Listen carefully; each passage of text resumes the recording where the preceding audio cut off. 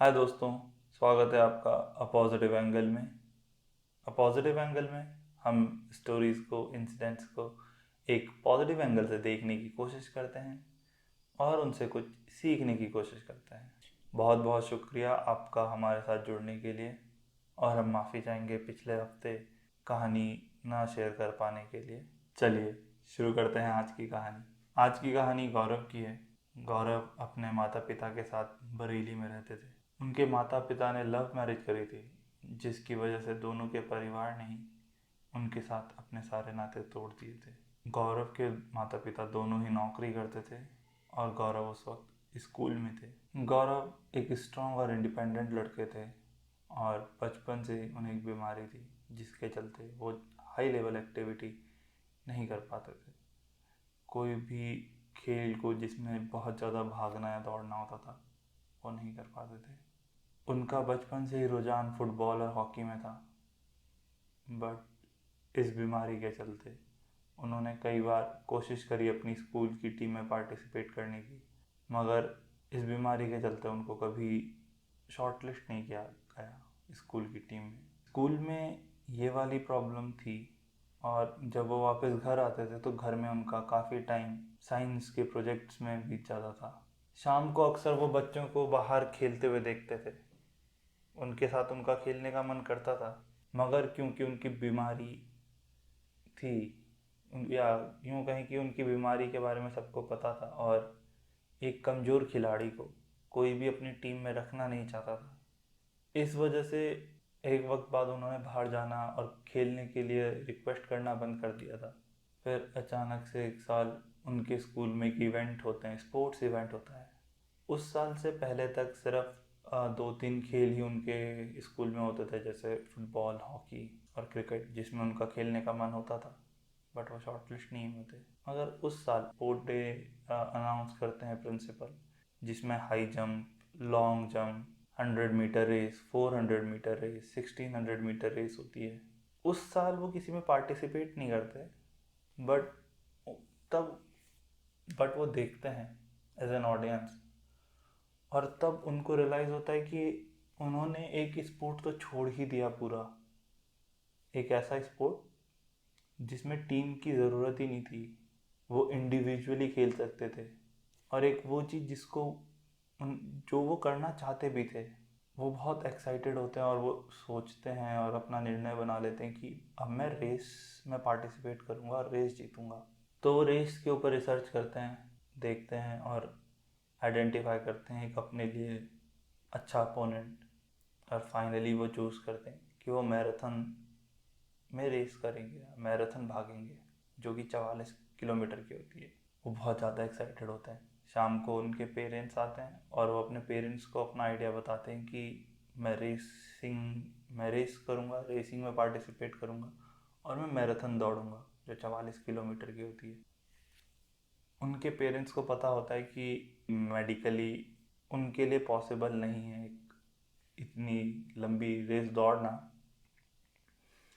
तो वो उनको सारी चीज़ें समझाते हैं, बताते हैं, और काफ़ी देर बात होती है, और फाइनली 44 किलोमीटर की रेस को वो कम करते करते 5 किलोमीटर की रेस पे लेके आते हैं कि आप पहले ये दौड़ो, और जब ये कंप्लीट कर लोगे उसके बाद हम आगे दूसरी रेस पे बात करेंगे। गौरव हल्की फुल्की प्रैक्टिस करते हैं, कुछ वक्त अपने आप को फिट करने की कोशिश करते हैं, कुछ एक्टिविटीज़ करते हैं, और जो अगली रेस होती है उसमें पार्टिसिपेट करते हैं। 1 किलोमीटर भागने के बाद गौरव की सांस फूलना शुरू होती है, और थोड़ा सा और चल के ही रियलाइजेस कि वो नहीं भाग सकते। जिन्होंने रेस उनके साथ शुरू करी थी, उनकी कुछ वक्त बाद रेस ख़त्म होने वाली थी, और अभी तक गौरव ने आधी रेस भी कंप्लीट नहीं करी थी, और वो रेस बीच में छोड़ देते हैं। उन्हें बहुत बुरा लगता है, बहुत गंदा लगता है। उनको अपने पे गुस्सा आता है कि उन्होंने रेस को और अपनी हेल्थ को अंडर एस्टिमेट किया। उनको मेहनत करनी चाहिए थी। तो गौरव अब अपनी प्रैक्टिस सीरियसली करना शुरू करते हैं, और हर रेस जो हर अगली रेस जो भी 5 किलोमीटर की होती है वो उसके लिए अप्लाई करना शुरू करते हैं। बट वो ज़्यादा टाइम खुद को प्रैक्टिस में नहीं दे पाते क्योंकि बाकी चीज़ें भी चल रही होती हैं, मगर उसके साथ साथ वो हर रेस में अप्लाई करते रहते हैं और सून उनका जो मोटिवेशन था कि मुझे रेस जीतनी है वो हल्के हल्के ड्रॉप होना शुरू होता है, या उनको हम बोल सकते हैं कि रियलिटी चेक मिलना शुरू होता है क्योंकि उन्होंने अपने एंड पे तैयारी नहीं करी थी और वो अपनी एक फिज़िकल डिसेबिलिटी के साथ रेस कर रहे थे। और उन्होंने वैसे अपनी इस चीज़ को कभी डिसेबिलिटी माना नहीं, मगर एक जो वीकनेस है वो वीकनेस रहेगी, और ऐसी वो वीकनेस ऐसी नहीं है जो किसी दवाई से आए ठीक हो जाए, वो एक लॉन्ग टर्म प्रॉब्लम है जो रहने वाली है, उसका सच कोई इलाज है नहीं। तो गौरव तैयारी करते हैं, प्रैक्टिस में ध्यान देना शुरू करते हैं और ज़्यादा मेहनत करते हैं। ज़्यादातर रेस वो आधी रेस ही कंप्लीट कर पाते हैं और ड्रॉप कर देते हैं, कभी उनके चोट लग जाती है। इसी तरह से कुछ साल बीतते हैं और गौरव अपने फाइनल ईयर में होते हैं स्कूल के। इस बार गौरव ने सोचा होता है कि मैं रेस जीत के रहूँगा। इतनी बार भागने से उनकी फिज़िकल हेल्थ डिग्रेड और हुई थी। उनके डॉक्टर, फ्रेंड्स, माता पिता सब समझाते हैं कि आपने जितनी मेहनत करनी थी आपने बहुत मेहनत करी है। उन्होंने बेस्ट अपना 3.5 किलोमीटर भागे होते हैं अभी तक जितनी भी रेसेस करी थी, बट वो रेस आज तक कंप्लीट नहीं हो पाई थी और जीतना तो वो थोड़ा दूर की बात थी। अब गौरव उस जिद वाले फेस में तो थे कि उन्हें रेस कंप्लीट करनी है, उन्हें जीतना है। जो शुरू हुआ था, जो जिद शुरू हुई थी रेस जीतने से, अब वो जिद थी उस रेस को कंप्लीट करने की, अपने आप को अपनी नज़रों में साबित करने की। उनके लिए उस चीज़ को अचीव करना माउंट एवरेस्ट चढ़ने से बड़ा था। सब मना करते हैं, भाई रहने दे, आपने बहुत मेहनत करी है और सक्सेसफुली आप काफ़ी चीज़ अचीव कर चुके हो, इतना नहीं कर पाते, now it's time to stop. आगे और भागने का मतलब होगा अपनी बॉडी को या अपनी हेल्थ को और डिग्रेड करना, जिसको रिकवर करने में बॉडी को और टाइम लगेगा वापस उस नॉर्मल स्टेज तक आने में। बट गौरव किसी की सुनते नहीं, अगली रेस में पार्टिसिपेट करते हैं। इस बार की रेस में एक अलग गौरव निकल के आता है। वो बहुत बेहतरीन से भाग रहे होते हैं,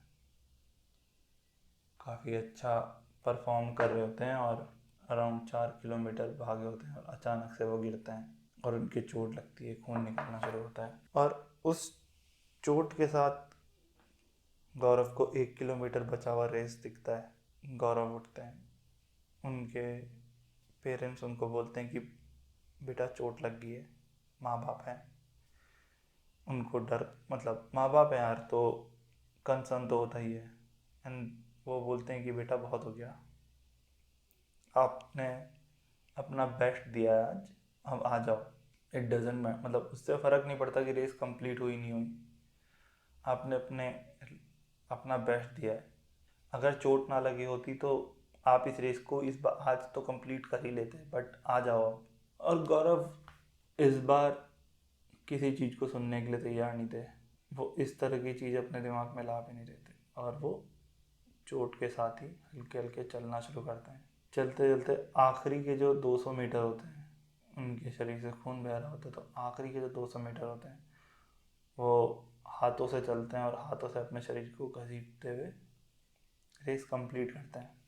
उस दिन जब वो रेस कंप्लीट करते हैं तो उनके चेहरे में गुस्सा या अफसोस नहीं था, तो उनके चेहरे में आंसू थे, मगर खुशी के आंसू थे, फ़ख्र के आंसू थे, एक अचीवमेंट के आंसू थे। एक ऐसी चीज़ अचीव करी थी जिसके लिए उन्होंने सालों मेहनत करी थी और फाइनली उन्होंने एक अपने गोल को कंप्लीट किया था जो वो ज़िंदगी में कंप्लीट करना चाहते थे। सब शौक में होते हैं, जितना उनके पैर से खून निकला होता है उतनी ही उनके माता पिता के चेहरे से आंसू निकले होते हैं जब वो रेस में आखिरी में रेस कंप्लीट कर रहे थे। पर जब वो रेस कंप्लीट करते हैं उनके पेरेंट्स के चेहरे में एक फ़ख्र होता है, एक दर्द होता है, एक खुशी होती है। ये रेस गौरव की खुद से थी, खुद को प्रूव करने की थी, अपनी बीमारी को हराने की थी। ऐसा नहीं है कि उससे बीमारी ठीक हो गई। ये गौरव की आखिरी रेस थी और इस कहानी से हमें कुछ चीज़ें सीखने को मिलती हैं। पहली, कि we should never give up. जैसे गौरव ने गिव अप नहीं किया, अगर वो पहली रेस में गिव अप ना करते तो वो शायद पहले जीत जाते, जो उन्होंने कुछ सालों बाद जीता। तो दूसरी चीज़ जो हमें सीखने को मिलती है वो ये कि जो लड़ाई हम अपनी ज़िंदगी में चुनते हैं वो हमारी स्ट्रेंथ पे बेस्ड होनी चाहिए, ना कि हमारी वीकनेस पे। अगर गौरव ने साइंस के प्रोजेक्ट में या कोई दूसरे स्पोर्ट में पार्टिसिपेट किया होता जहाँ पर दिमाग ज़्यादा यूज़ होता instead of physical health, mental health ज़्यादा यूज़ होती, तो गौरव शायद बहुत पहले जीत चुके होते और शायद कुछ बड़ा जीत चुके होते। और तीसरी बात जो हम इस इंसिडेंट से सीखते हैं वो ये कि हमें हमेशा अपने मन की बात सुननी चाहिए। जो सही लगता है हमको, हमें वो करना चाहिए। जैसे गौरव ने वो किया जो उन्हें सही लगा, सारी दुनिया की बातों को एक तरफ करते हुए उन्होंने उन चीज़ों पे काम किया। उन्होंने एक ऐसी चीज़ अचीव करी फाइनली जो उनको आखिरी सांस तक याद रहेगी। आशा करते हैं आपको ये कहानी पसंद आई होगी। शुक्रिया हमारे साथ जुड़ने के लिए, इस कहानी को सुनने के लिए। अगर आप भी अपनी कहानी हमारे साथ शेयर करना चाहते हैं तो आप हमारे इंस्टाग्राम हैंडल पे हमें डीएम कर सकते हैं। इंस्टाग्राम आईडी हमारी डिस्क्रिप्शन में दी गई है। शुक्रिया, नमस्कार। आशा करते हैं आपका दिन शुभ हो।